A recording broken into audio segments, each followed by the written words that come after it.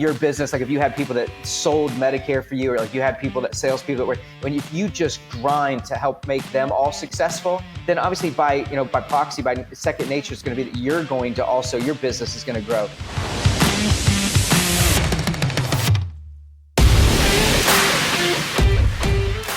What is up, friends? Rob Sevilla here, and I'm back with a brand new Spitting Fire Leadership podcast for all of you today. And I'm with my man, Mr. Matt Robinson, all the way from the big city of Hamilton, Alabama. Matt, will you say what's up to everyone real quickly? Yeah, hey, how's everybody? Rob, I'm so sorry, but when you started, the internet cut out on me, so I really don't even know what you just said. But if it's just a good hello, then it's good. Welcome to everybody. I'm excited to jump into it.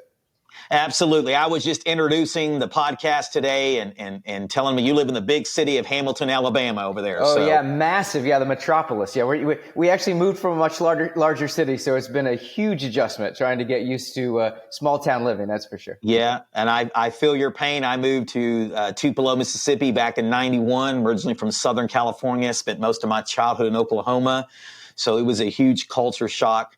Big adjustment for me as well. So I definitely get it. Well, Matt, I'm definitely glad that you're on the podcast today. And I know you're going to spit some serious fire. But before we jump into that with Matt, I want to remind all of you why I do these podcasts, why I interview leaders like Matt in various industries. And that is because I truly live by this mantra that you and I were created on purpose for a purpose. And I pray that these interviews will help you start living on purpose. And I can't think of any better year to start that than in 2022. And then also, I believe that the divine creator, and for me, that's the God of the Bible, has put a leader in all of you. And I pray that something that we talk about today divinely inspires you to be that leader that I know that God has called you to be. So Matt, once again, I'm so excited you're on the podcast today. And what I always like to do when we first kick this thing off is to give us a 30,000 foot view of your story. Maybe give us a little bit of your past, where you're from, some of that transition time up to where you're at today and what you're doing today. Yeah, so I just first and foremost, in your introduction, you said I was going to be spitting fire today. I knew that was the name of your podcast. I didn't know that was my responsibility, was to be the spitter of the fire. So actually, it's a little bit of pressure. Right. I'm not really sure I've got all that much fire to spit. But anyway, thank you again for having me on. This is kind of 30,000 foot view, I guess, if you want to go kind of back, spiritually and business wise. Sure. I was saved back when I was 19 years old. There was just this move of God happening in Northwest Florida. I was from New York, so I was an upstate New York boy, and I just got done with my first year of college. My youth pastor at the time decided he wanted to take a trip to this thing that was happening, this revival that was happening, and so I went there with no intentions of doing anything for God. I had no focus on God. I was consumed with, we were going to Florida, and there were some pretty girls from my youth group, and it was the only thing I had my mind on. And I met the real God of the Bible in that moment. And my life was forever changed in a moment. Really just walking into a place where there was just such a tangible presence of God. And so, as a 19-year-old lost kid, I got saved and began to start to make my way and kind of go on my journey in life. And in that initial moment, I really didn't know what to do. And so I was a college student at the time. I decided to go first to just a Christian college, and then on to a Bible college and ministry school. And then from there, just kind of begin to weave my way through life. Of course, I met my wife at the church that I was attending, the ministry school that I was attending. We've now been very happily married for 20 years. We have 5 kids. And then, through that, I've kind of woven through just being submitted to God. Any ministry opportunity that came up, I certainly took it. I've spent time as a young families pastor. I was 5 years as a youth pastor, obviously serving in the ministry where God's really located us recently. And so just doing everything we can to both, serve God in his mission wherever I'm at, kind of bloom where I'm planted. And at the same time, I've been involved in business and entrepreneurial since I was young. I see it differently now. I can honestly say, maybe we'll get into some of that. But sure. When I was younger, I was an entrepreneur who happened to be a Christian. Today, I am a sold out slave of the Most High, bondservant of the Most High, and I happen to own a business that helps fund much of what I do, spiritually speaking. And so it's just it's a completely, it's not just a different frame of mind or a different paradigm. It's just a completely different place where I am spiritually that changes, everything. And in fact, gives me a much greater purpose and a bigger why. Everybody talks about that big why has to drive you. I've never been driven by stuff. And I think that trying to wake up with an existence of, let me figure out how to make more money so I can get a bigger house, nicer car. Yeah. I just think that's they're so empty. And so having found over the last few years kind of this drive to succeed more in business so that, and a lot of people talk about it or say it just, I think, in many ways to kind of assuage their conscience and make them feel good on a Sunday morning that, I'm a businessman, but I'm in marketplace. And I love marketplace ministry. Don't get me wrong. I'm just saying sometimes we use that as a way to not fully give to what God's called us to because we're given to the ministry. And as opposed to really seeing our business as a true ministry and as really being part of who we are and our calling for God. So that shift has just taken place to me over the last few years, and it's been a pretty powerful one. No, I love that because one of the things we talk about here, of course, being in the insurance industry that we're in, that ministry is not what we do, it's who we are. It's in our DNA. So even with our Medicare, when we're meeting with clients, wherever, we're doing ministry. We're living Jesus. We're talking about Jesus. We get to pray with our clients. So I love that. And I do agree that there are some Christian entrepreneurs out there who are willing to write a check and call that ministry. And there's nothing wrong with writing a check, and that's a good thing, but not letting their lives be a blank check for Jesus to use. Yeah, that's good. To write in whatever he's wanting. And I love what you're talking about there. So let me just stay there. There's a couple of things, man. So you were spitting fire without even knowing it, man, right out of the gate. So let me dissect a few things there. What was the biggest paradigm shift you had to have to go from that Christian entrepreneur to the one who just is sold out for Jesus and using that entrepreneur ability, skills, talents, gifts, whatever word you want to use there, to help further the real mission, and that is to live on purpose in such a way that first brings Jesus all the glory while making an impact in people's lives? Yeah, and that, much like where, my salvation experience was a moment, it's a point, August 13th, 1997, I can go back to it and say it was a moment. This kind of, shift in paradigm was not that. It was a true, just kind of like, that gradual sanctification. I mean, that came from consistent time in the secret place, right? And so I can't put my finger on it and say this was the moment. I can tell you that I would say that the biggest transition in many ways was just when I was a young 20-something entrepreneur. I was out. I did buy stuff, right? Early on as an entrepreneur, as I began to have success, I bought the house on the water and the fancy cars. Like I did that, but it really wasn't because I loved stuff. It was because I loved what other people thought about my stuff. It really was I just wanted to show people that I was successful. And so that drove much of what I did as far as like materialistic things. But when I was in my 20s, I was so busy working 80 hours a week. While I went to church on a Sunday morning, there was no time in the secret place, right? And so as I've just matured in my life and began to realize the importance of priorities, which I would say, like, if I was going to pinpoint it, I would say like, around like 7, 8, 9 years ago, when I began to be a full-time youth pastor, I made some very important shifts in my business and personally and financially to make my business and my income more passive, because that was the only way I could do it and commit the really 40 plus hours I was giving to youth ministry. And so by making my kind of business more passive, I forced myself into creating that space and that time to really get into God's rhythm of life, to get into his word, to get into the secret place consistently. And I'm just a firm believer.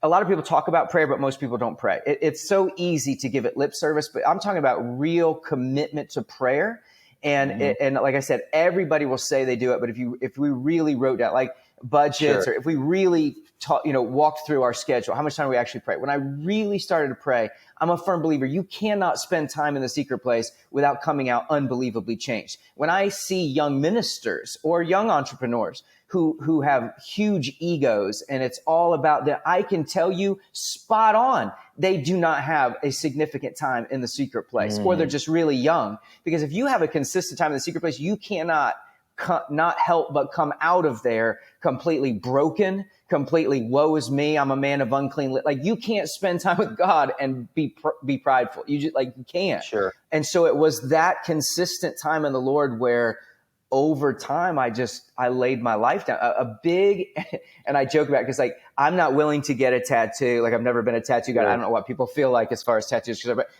my big thing about tattoos is I just wouldn't know what I'd want to put on my body for the rest of my life. But I joked with my wife that the one word that has become such a mantra in my life is the Greek word doulos, which means slave or bondservant. And I really have until I came to a place where I really said, okay, I'm a dead man walking. This life is not mine. I don't care. I don't care about material possessions. I don't care about my own success. I don't care about what anybody thinks about me until I really, and obviously we're all on a path. I haven't got it all figured out. I'm just saying, when over the last few years, as I really kind of just said, it's not mine. Wherever you want me to move, whatever you want me to do, however lowly the position might be, you just guide me and I'll do it. I don't care what it costs me. I don't care what things I have to give up. None of that matters. And so I just feel like somewhere in my 40s, and I'm 44 today, somewhere in these last 4 or 5 years, there was just a real complete abandonment of, I've got maybe 30, 40 years left in this ride. And I want to know when I see him that he's proud of the way I live my life. And I'm like, I'm not going to be one of those that waits till they're 80 to get I'm ready, Lord. Here I am, send me. And it was just, I don't know, at some point I hit that moment. And so now it's just whatever. I don't have any personal ambition. I don't know if that's great for an entrepreneur. I'm just saying, whatever you want, Lord. And that's just where I'm at. And I don't know where that leads me, and I don't know where it will lead me. And half of it's terrifying to me about where he may put me, because I'm willing to go. But it's where I am today. And I've never felt more content, more blessed, more right I can't even begin to explain it to you, my man. I've never felt more right in the center of his will. And there is such unbelievable peace in that place.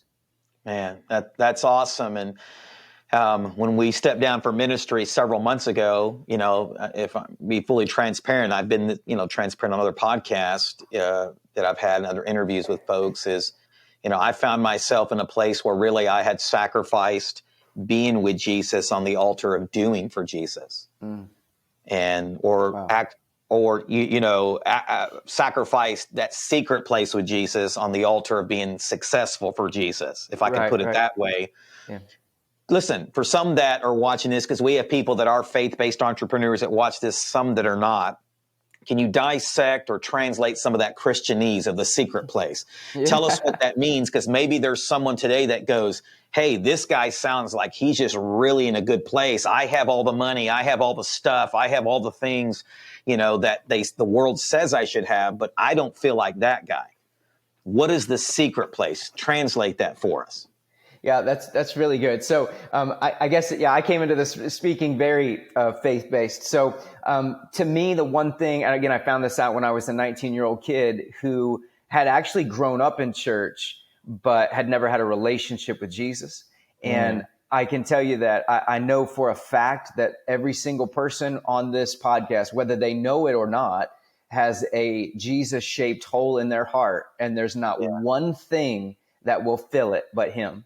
And so even some of us who are in the church, like those that speak churchese or think, when we're speaking to a crowd of Christians, and we think, even many of us in the church, as you even just alluded to, can try to fill that hole with works, can try to fill that hole with ministry, can try to fill that with life. But when I say secret place, I'm talking about just getting alone with your creator and having communion with him. And sometimes, in the beginning, sometimes it feels odd and it's weird. Am I talking to myself?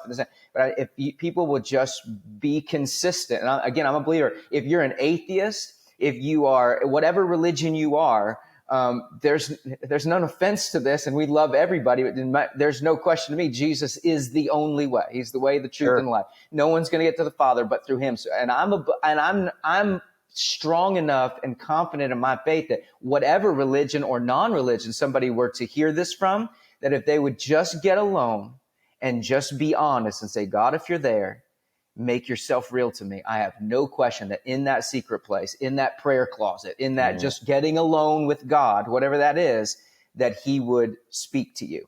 And those of you that are church people too, I would encourage you. One of the things we don't, I think, recognize enough is a lot of times, especially at our church and our ministry, there's a lot of corporate prayer. And some people, I think, make the mistake of letting that replace personal prayer and place in the secret place. See, I can talk to my wife in public. I can spend time with my wife in public. But if I want to be intimate with my wife, we close the door and lock it, right? Because there are moments in a marriage, there are moments, and obviously Jesus calls us, the bridegroom and the bride. There are moments in a relationship, like an intimate relationship like that, where you need to be alone, right? You need to be able to just get alone with them and just commune with them. And that is part of that relationship. And yet, both church and unchurch, I don't think we spend enough time just getting alone with, and allowing ourselves to get centered, to get quiet, to get ourselves where we need to be. And obviously as believers, that's just being able to talk to Jesus. It's as simple as talking to Jesus.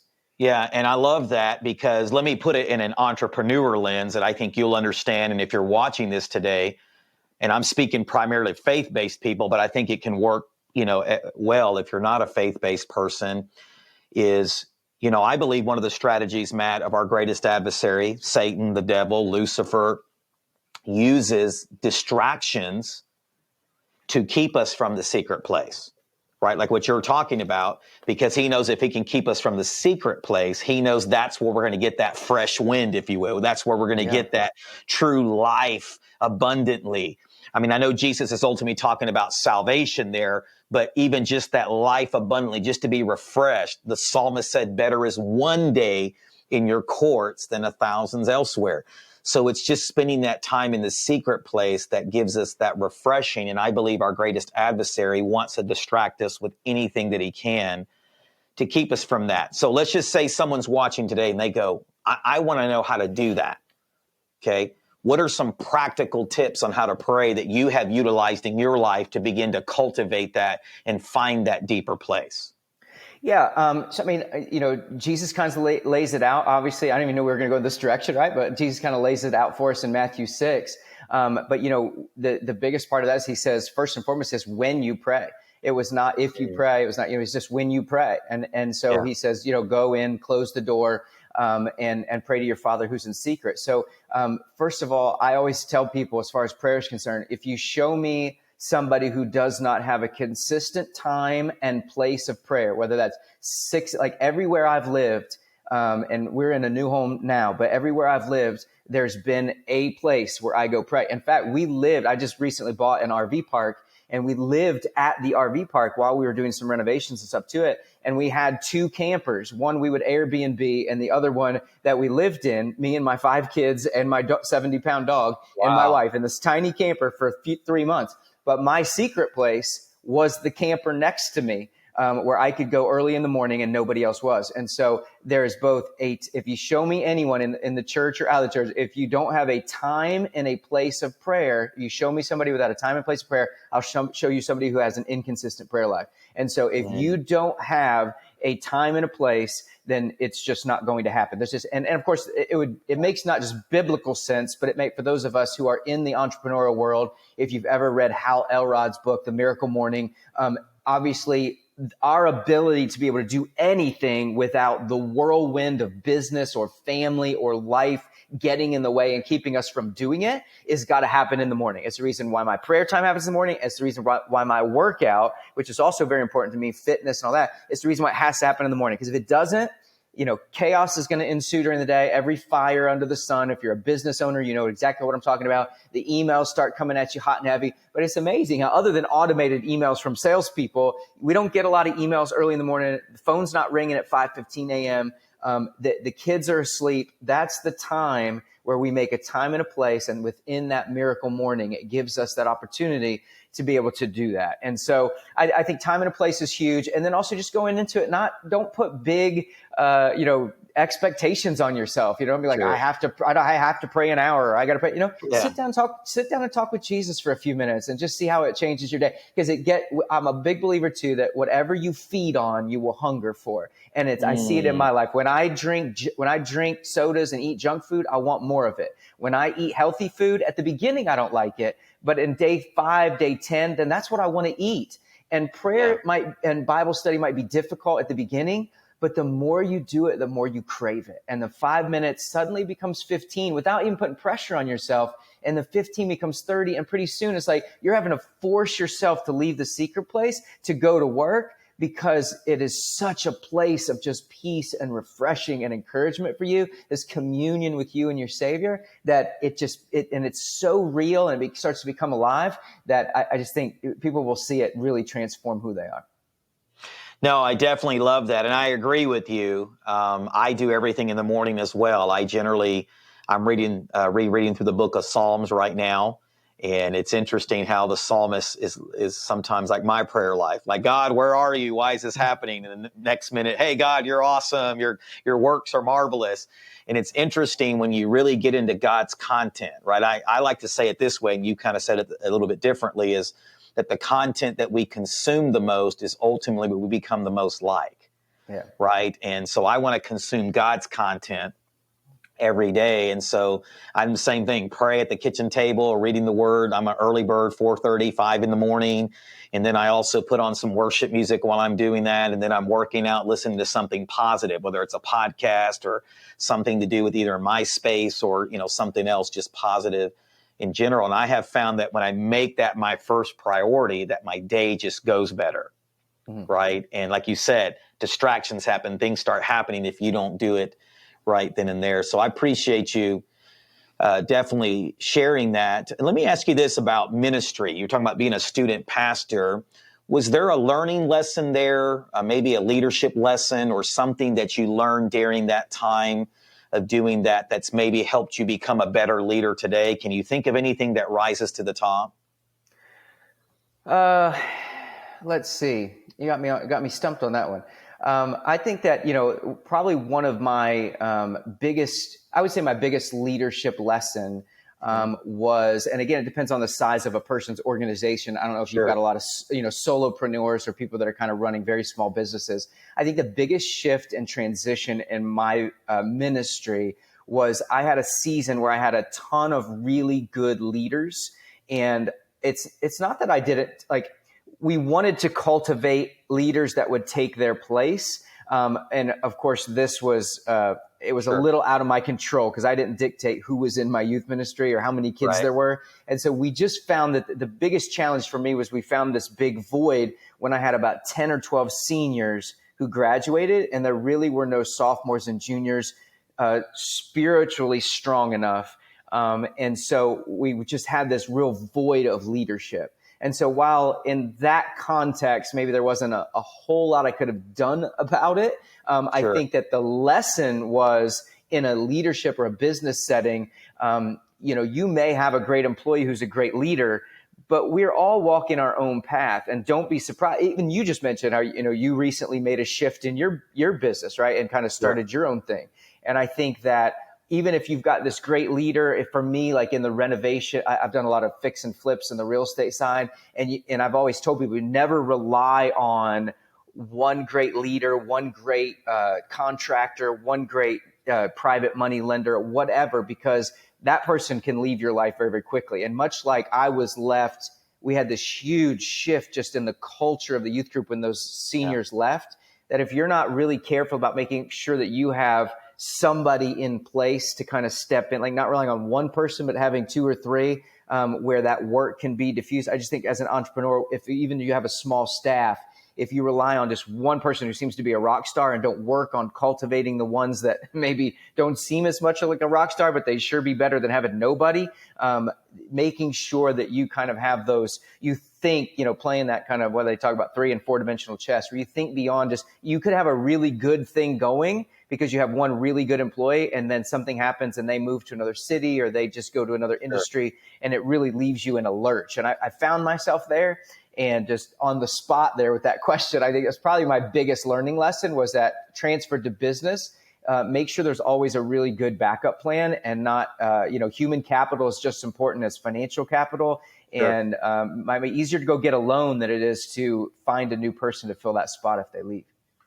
Yeah. And I love what you're saying there, because I've always been a big advocate of making sure you're having a farming system, right? Make sure that you're looking for those God-ordained appointments and those relationships. And some of the greatest connections I've had today have been just for me willing to take risk and meeting new people, and just asking God, even in my prayer time, hey, God, give me divine appointments, set up relationships. Even my interview with you today, I believe, is a divine appointment, right? And so I'm always looking to network, and always making sure that there's always something in the farming system, if I can use that terminology, that sports terminology. So I definitely love that. I know your faith is a core value you live by, obviously, because you've been preaching that and spitting that right out of the gate. Is there another core value that you live your life by, that you go, this is a staple, it's a non-negotiable in my life? Well, since day one, family has been that. And I think it's funny, because that has even created a dynamic for me. So my kids are probably sick of seeing me. Okay. So a lot of people in the entrepreneur space here, because they work those long hours early on. I've always been a family man. That's why we have 5 kids. I wanted a large family. Sure. But early on, obviously, there was a lot of work that went into trying to be able to support those kids. And I think there was just, I don't know that there was a moment, but I began to realize that I had allowed just kind of, I would use it as an excuse. Again, what I said about sometimes we are really good at rationalizing bad behavior. And I had created I have to work all these hours because I got to provide this for them, and I got to provide that for them, and I got to provide. And so I had rationalized the bad behavior of working long hours. And so as they began to get a little bit older, and I realized that, hey, I had these kids, but I'm not spending time with them. I'm not growing them. I'm not, the reason, I need to be there, not just mama. I need to be there to be training and equipping them in the way they should go. And I just made a very, tough decisions, again, about 7, 8, 9 years ago, of really making my business more passive, working towards getting away from the office and not working so that I could be home more.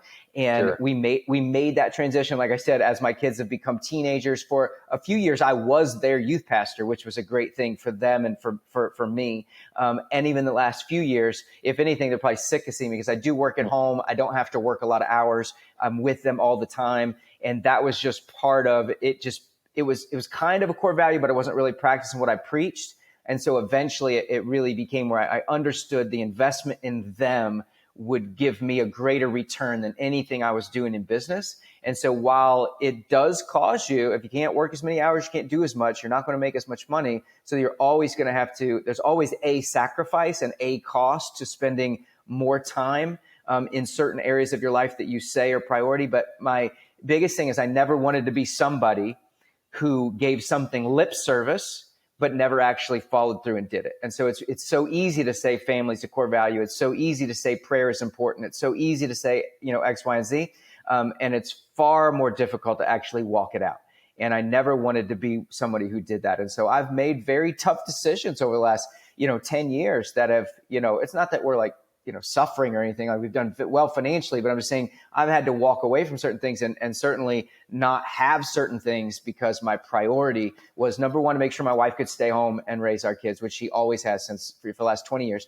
And then that I could be home as well as much as possible. And so I would say outside of faith, and I know those seem very cliche, but I think like I said, it's easy to be cliche. It's far different than to have actually walked it out. And we made the commitment to not be hypocrites and actually walk it out. And I've seen the fruit in my kids' lives, to be able to, they really are centered, they're balanced, they're good kids. They're also very plugged into our church. And so far, I've got 4 teenagers right now out of 5. Wow. And so having 4 teenagers, so far, so good. I know that can go pretty haywire pretty quickly when dealing with teenagers. And it's not that we haven't been void of our issues, but in general, that they've been really good kids. And I think that has a lot to do with the investment and the commitment we made, to be there, be present, and to speak truth and life into them.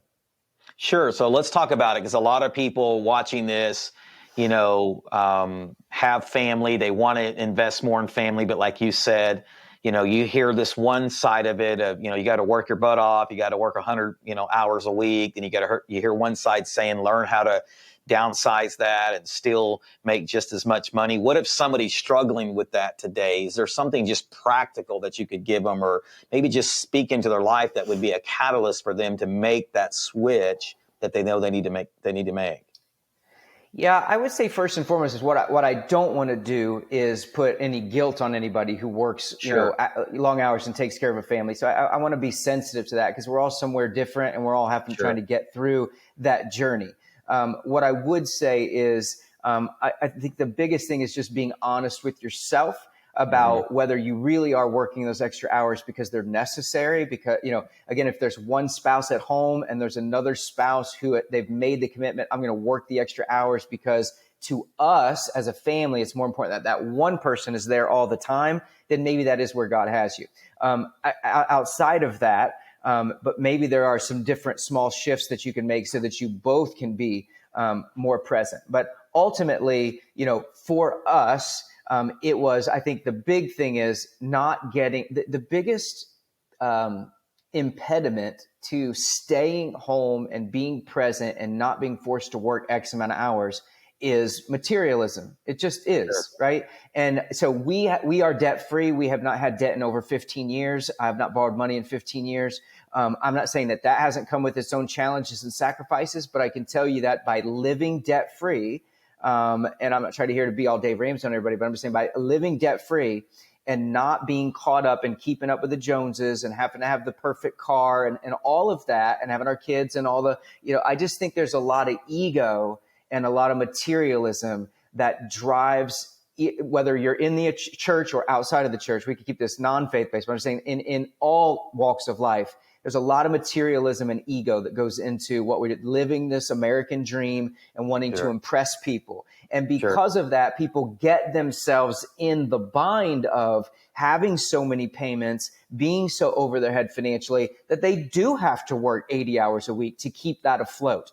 And so, but if we're honest with ourselves, while that can't necessarily be a switch you flip immediately, you can sell some of that junk. Right? You don't have to have a second home. You don't have to have a boat. You don't, it's like, I feel like people have mortgaged their kids' future for a bunch of junk. And so if you want to be home with your kids, sell the boat, sell the extra car that or the hot rod you go out on the weekend, get yourself in a place where you don't have to work 80 hours a week to float all those payments, and go home and take care of your kids. So boy, you got me on a soapbox there. Sorry. But that is, to me, we will act like we have to work all these hours, but it's because of poor decision making and a lot of materialism and a lot of debt that our country lives on that puts them in a position where they're locked into it. And while you can't necessarily get out of it immediately, you can start making conscious decisions to offload some of your financial responsibilities. If you're already living in like a $500 a month trailer and barely getting by, you're going to have to grind 3 jobs to take care of your family. Like, you got to eat first, right? But it's that kind of Maslow's hierarchy of needs. A lot of us, we've already gotten those basic needs taken care of. And now it's just about ego and significance. And that's what we're working for. And I just don't think climbing that ladder is worth it. Especially if you're single, go for it. Like, if you don't have anything else to do, do ministry and do that. But when you have a family, I think you have a higher calling to them. And I think we have to be cautious about what we allow ourselves to get locked into that we just can't get out of. Sure. Talk about how important it is to have a supportive spouse, right? Like you said, you talked about your wife being at home and you working, providing for that. Talk about how key that is in order you to have any form of success. Yeah, I mean, that's everything. I mean, I can't even begin. And that is, unfortunately, that goes all the way back to, kind of the decisions you make when you first get married, but for me, I would honestly say there's no way we would be where we are, whether it's financially or familially or, any of those, like where we are spiritually. Like, there's no way we would be where we are if me and my wife were not 100% in lockstep. Now, we're very different in our personalities, and we laugh about that. We're very different in the things that we're interested in.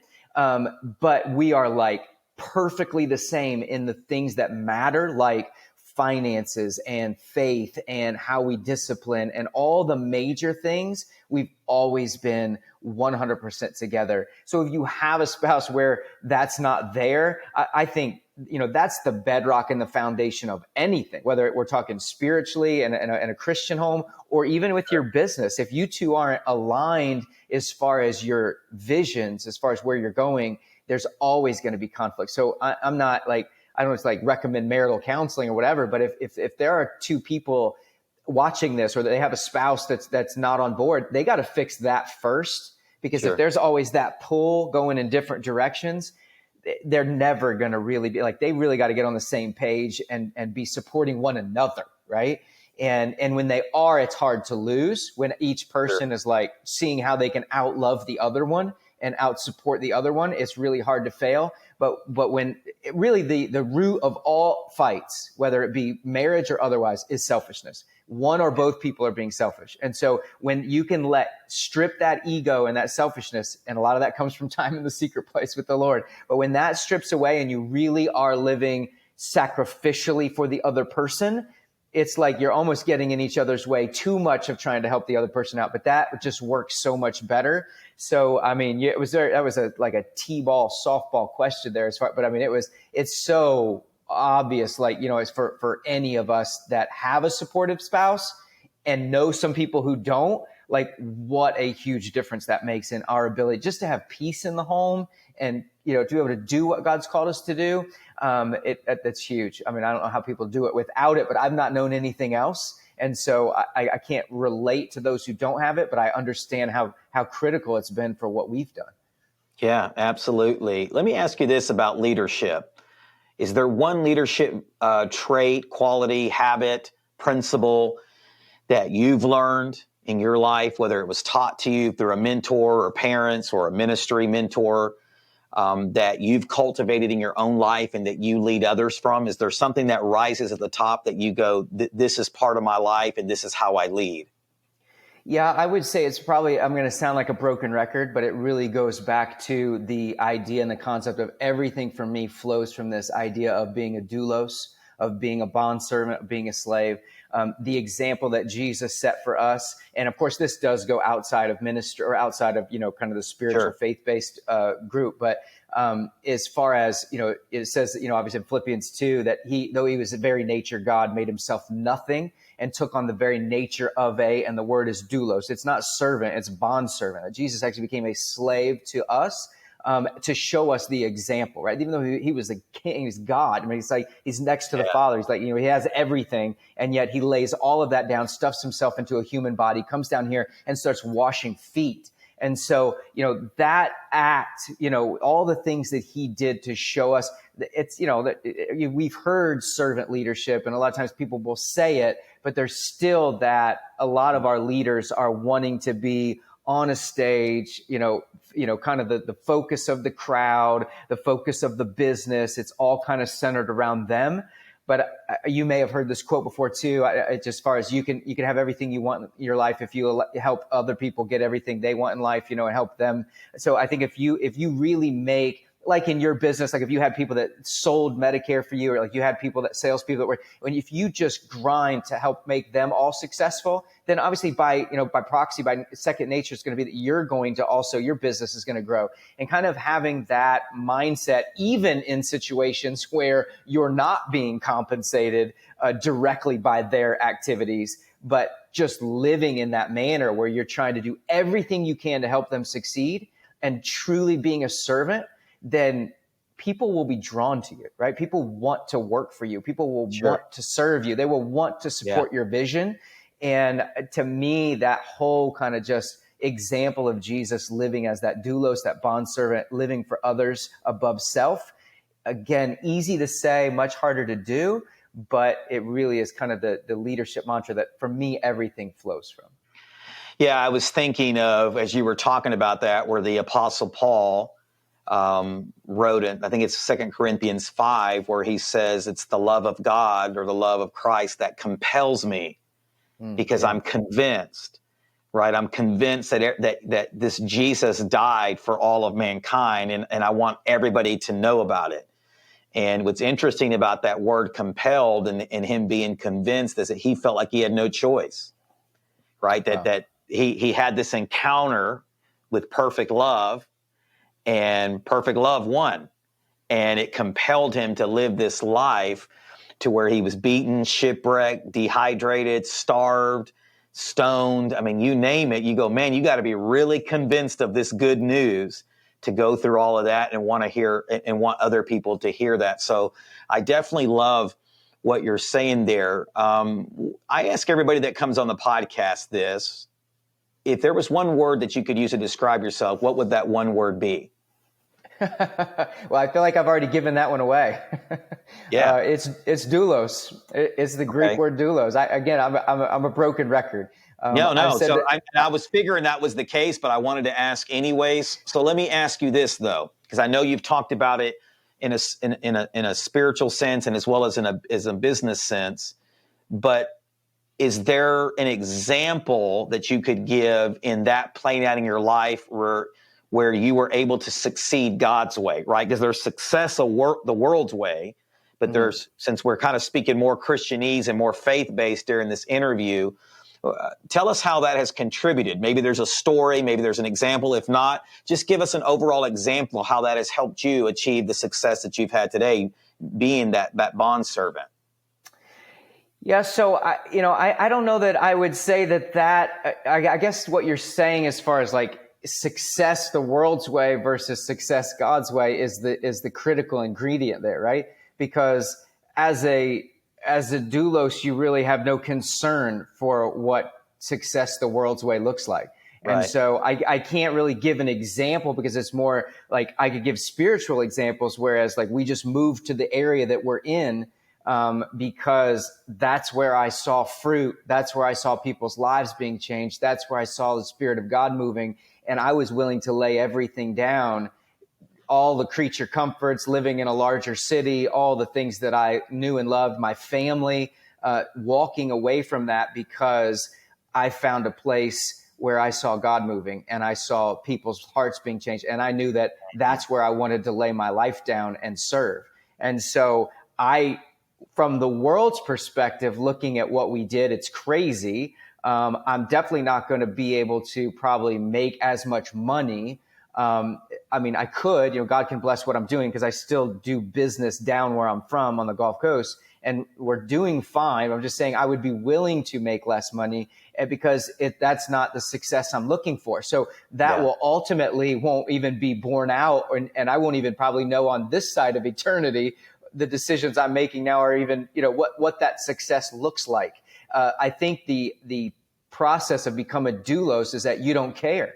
I'm not living for, I just don't. I'm not living for what crown I might get. I'm not living for even what blessing I might get from the Father. Like I'm not concerned with how it affects me. The central figure of the gospel isn't me. It's Jesus. It's all about him. It doesn't matter what reward I get. I might get rewards. I'm laying up treasures in heaven. But as a bondservant, I don't care. If you go back to the story where in the story of the bondservants who every 7 years they had to be forgiven of their debt. I think it goes back to Deuteronomy or so, Leviticus. I probably have the book wrong. But where in that story, they're given every 7 years, they have to be forgiven and have to be set free. And yet it says that if that bondservant, I'm sure many of you know the story if you're faith-based, but it says if that bondservant, because of their love for their master, does not want to be set free, they can put their ear down and be pierced in their ear and just basically become their master's, living for their master's cause. And they could have gone free, done their own thing, started their own business, lived their own life, lived in whatever area they wanted. But because of their love for the master, because of their commitment to the master, it didn't matter about how it affected them or what they got out of it. They were committed 100% to the master. And so I think it's difficult to answer that question because I can give you tons of, if I'm on a different podcast, right? Or if I'm speaking to a different crowd and for whatever reason we took this bent, but if we're talking all business, I can give you all kind of techniques and strategies and things that I feel like helped me in business. over the last few years of committing myself to be a doulos, it's probably not helping me at all in business. It's probably not helping me at all in the world's eyes. In fact, it's probably detrimental to me in business, and I don't care because it no longer matters to me whether it benefits me on purpose at all. It has no concern of mine how it affects me personally. I see the master and I say, I will not go out free. And that's it. I'm not, whatever you need, his needs are far surpassing mine, and I don't care how it affects me. And so it's hard to answer that because there's no tangible way other than I'm sure somewhere spiritually, somehow, I'm sure there's some fruit. I'm sure some lives will be touched. I'm sure some people will be drawn closer to the Father because of my following and being submitted to his call. Don't know exactly what they are now, and I don't know what, and I may not know on this side of eternity, but I think the key is I just don't care. It's so not about me anymore. I just don't care. Sure. And I know that doesn't line up with the great principles of entrepreneurship, and we could take a really hard right turn because I have a lot of great entrepreneur teachings, but in my personal mantra, it's not my focus. I'm not sitting around reading books on how I can, grow my business. I'm reading books about how can I completely empty myself of any personal desire and ambition to serve the master. And that's the focus. And that may weird some people out on this podcast. And I apologize if that's the case, but that's where I'm at, man. That's where I'm at. Yeah. So you had me on, and that's where we're at. Well, and I think what I'm getting from you, and if I can take some of this and kind of put it in a little bit different light, is whether you're watching this today on YouTube or you're listening to this on one of the audio platforms, you have to decide what you want to be married to, right? You have to decide if you want to live a life that's investing in the temporal versus the things that are eternal. And if we're to be honest, whether you're listening or watching this today, many of us are unfulfilled because we're investing more in the temporary than we are the eternal. And the reality is what Matt is teaching us today. I believe this is a warning, a sober warning, not in a legalistic, condemning way, but in a way that if you're watching or listening to this today, that God has you here for this moment to say, hey, wake up. Maybe I need to take an honest audit of everything that I'm doing. Why am I working the long hours? Am I more married to my work than I am my wife and my family? Is ministry more important to me than my family? Listen, I've been there. I don't want to be a hypocrite. I'm speaking from experience. But also, is this life, if we're being good stewards, that's kind of a biblical word there, but good managers of this life, are we saying, hey, God, my life is a blank check. You write in whatever you need to write in. So I definitely love what you're saying, and thank you for challenging us today. And as I told you before we went on the air, here and started recording this is very organic. It flows very spontaneous and very fluidly, and you definitely have been spitting some fire today. So as we get ready to wrap up, let's talk a little about the secular just for a second, the non-faith-based side. Real estate investor, you actually teach that. Will you tell us a little bit about kind of what that is, what that entails, what you do from that side of things? Yeah, absolutely. So about 20 years or so ago, when I was working as a salesperson, basically for a wireless carrier, and we found out my wife was pregnant. I needed an extra side hustle. I needed, we were having our first child. She was going to have to stay home. We were going to have one more mouth to feed. And so I went into this originally as a realtor and just selling houses for other people. And within about a year, I went to a real estate investors meeting. And when I thought, hey, this would be a great way for me to get into real estate, I'll go and I'll start finding people who are flipping houses, and I'll list those houses for them and make a commission. And so it didn't take long before I got into the business where I started to see where I was making $2,500 and they were making $25,000 on the closings. Right. And I'm like, I'm in the wrong side of this business, right? And so I immediately was like, I got to find a way to get into the investing world. And so it was 20 years ago today, not today, but 20 years ago this month that I started as a realtor, about 19 years ago this month that I started as a real estate investor. And so I've invested again. I mean, I've invested in a lot. I've been involved in a lot of transactions. I've done commercial, I've done residential, I've had a bunch of rental property. I've done hundreds of renovations. Short sale flipping. I mean, I've done a bunch of different strategies. And so out of that organically kind of grew this group where people were asking me, wanted me to teach them what I was doing. And so the company that I have now, one of the companies is a real estate education company. So alongside of my investing, I also teach other people how to invest. And so that's just like a monthly membership. We have members all over the country, but most of them are along the Gulf Coast where I used to live, where we have 3 local meetings each month, one in Mobile, Alabama, one in Pensacola, Florida, and one in Destin, Florida. But yeah, I mean, that, again, going back to that secular side, the real estate angle, the biggest shift I made in this whole wanting to do ministry, want to kind of lay my life down. You still have to pay your bills. I get that. You still want to grow your business. I still want to be successful and do well in my business. It's just not the priority. And in doing well in my business, I'm able to give more to causes and things that really are, that I'm passionate about. And so by becoming my biggest business lesson for anybody that might be sitting under me that I'm teaching is the importance of outsourcing, delegation, being able to like use softwares and things like that to make your business as passive as possible, because you'll never be able to sell your business if you want an exit strategy of being able to sell that business. You'll never be able to sell it unless it can run without you.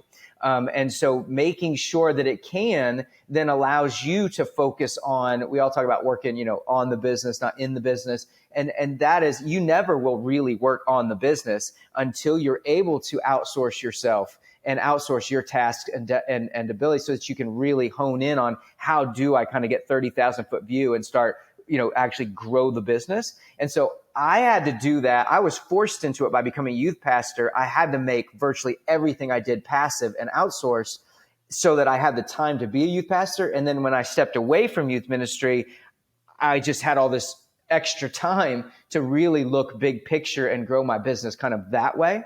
And so that's where I'm at now. It's what I do. But that passive, making my business passive, and also obviously real estate can be a very passive investment, has allowed me to have the hours and the time in the day, not only to commit to my family, but to commit to these other big things that I consider that are important to me on the ministry side of things. Yeah, and I love that, because this is a topic of conversation that's been coming up pretty regularly, is how do we as entrepreneurs, more specifically faith-based Christian entrepreneurs, use those entrepreneur talents to fund the ultimate mission, right? And that's God's kingdom.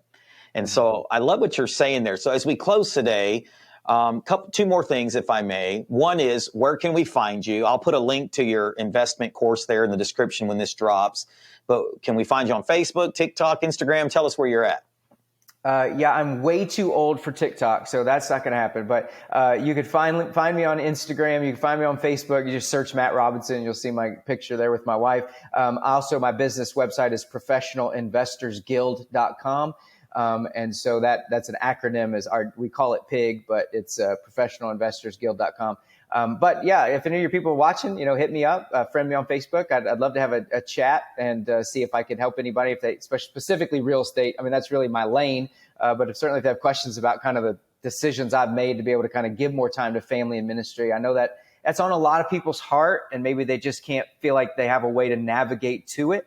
And so I would love to be able to kind of be more personal and help people and tell them a little bit more kind of strategically how I did that, though I know we didn't quite get there on this podcast. Sure. So on the church side, though, you also speak, right? Don't you have a ministry that you speak at different churches or events so people could reach you on the Facebook for that as well? Yeah, they could, still like my personal page, or they could go on Facebook. If they search Matt Robinson Ministries, they'll find my page there and could reach out to me if they wanted to have me speak as well. So absolutely. Sure. Thank you. So as we finish today, and listen, man, you brought some fire today, man. You brought some value. I know this has spoke to me. I always bring my notepad with me and take notes and wrote some amazing things down that you shared with us today. Before we close today, I always ask people this: is there something that's just boiling in your spirit, if I can use that very Christianese term? Is there something that you just go, you know what? I want to speak to whoever's watching this today.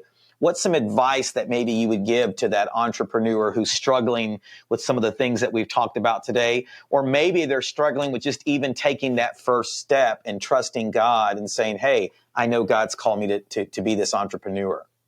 Right. I would think that, just a couple things to temper, I guess maybe because I was maybe so passionate about where I feel, where I'm at, as I also just, as I said, just kind of temper some of that with a lot of grace. The big thing I would want to say is there's no shame in providing for your family. So each person that's here and they're hearing where I'm at, it's one thing you may, I've been on this journey for 20 years. God's taken me through a lot of paths, and I've had my workaholic moments, and I've had my moments where my wife and I were fighting, and there, where I'm at now might be a good place, but everybody's somewhere different. And I think you just need to, one of the things I said very early on was you got to bloom where you're planted. And so if right now you got to spend more time at work and you're trying to grow something, if I'm training for a marathon, I'm going to be running way more in that moment than I would be when I get done with the. So there's times of intense work because you're launching something new or you're doing something new. So be okay with that, because there's a lot of honor. The Bible says if man doesn't work, he doesn't eat, right? There's a lot of honor in providing for your family. My advice would just be, don't let that get out of balance. And I think, again, we can rationalize those things. Well, I'm funding the kingdom. I'm doing this. I'm doing that. But that's really not what God's called us to, right? I mean, you can read through Acts. You can read through what he's called us to as a church body. And, we're called to spread the gospel. As believers, we're talking on the faith-based side of things, we're called to do something, and even non-faith-based, we're called to do something more than just live for ourselves, okay? And I think we all have something in us that knows that. So we may give to the Red Cross, or we may do this, we may volunteer at a local shelter, but we know inside of us that there's got to be more than just living and dying and going to work and all that kind of stuff, right? And I would just encourage you, find that thing, find that more, right? Because and not just like get into this cliche, find your why, but find what that thing is that really gets you going and live for that, right? Because it's not a bigger house and a flashier car. All that stuff is so empty. Find a way to really live unselfishly, sacrificially for others. There's no greater contentment than living in that place. And so, again, these aren't quick fixes. These aren't things you can turn your business around, but you have to start making intentional decisions. Like one of the things I say over and over again, it's a parting thought, is you have to live your life intentionally. If you just let it happen to you, work will overwhelm you, business will overwhelm you, stuff will overwhelm you. You have to be intentional. This is where I want my life going. These are the things I want to be doing. I need to start making this decision every morning, right? Daily decisions determine your destiny. I have to make these decisions every day in order to get where I'm wanting to go. Because if I just live a life by default, I'm not going to end up where I'm wanting to be. And so I just appreciate you having me on. Hopefully that resonates with somebody and encourages somebody today. Yeah, man, that was like lightning round spitting fire. So I appreciate you sharing that. And listen, as we close today and you're watching or listening to this, if this has resonated with you, if this has spoken to your spirit, if you will, if you're on the faith-based side, or just inspired you, please comment below, share this with someone who needs to hear what we talked about today.